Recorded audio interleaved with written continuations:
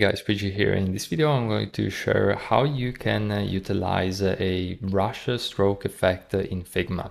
Now, there is a bit of a caveat, and that is that Figma does not allow to have a brush stroke tool in and of itself, like we have, for example, in Illustrator or Photoshop. But the very best thing that we can do is to actually utilize some sort of direction and vector element within the pen tool. So I'm going to just make the idea extremely fast.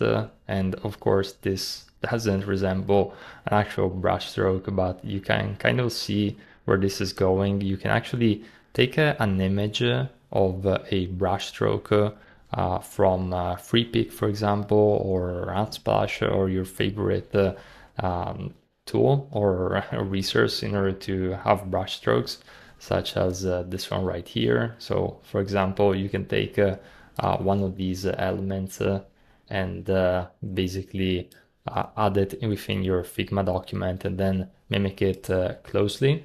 And what you're gonna do is you're going to then add a fill, and you can add an image and add a mask. So we're going to do just that. So I'm going to go under the plugins section, and we're going to select Unsplash. And as Unsplash plugins load up, which by the way, it's something that we can do also with any other plugin. I also like to use FreePic recently.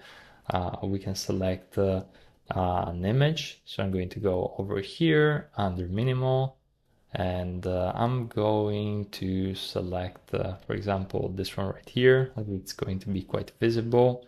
Internet is not super fast as I'm uploading as many videos for you guys, but you can see where this is going. So essentially, I'm going to make the image quite big. I'm going to give it just a little bit of opacity, just to make this point. And one thing that you need to do is to duplicate this element, because the moment that we're going to select both and create a mask out of it, it's going to essentially um, be invisible. So we're going to click on use as mask. And as you can see, we're going to have this mask within this brush stroke, so to speak. Now, again, I made this very quickly, but of course you can create or even leverage a resource which has a vector brush stroke. You just need an SVG version so that you can upload it to Figma, and then you can essentially mimic this this effect without having to use Photoshop, Illustrator, or any other tool really. So you can easily work around it in Figma. So I hope this tutorial was helpful, and if you want to learn more about Figma, I have over 100 videos entirely for free on my channel, so feel free to check them out, and I'll see you in the very next one.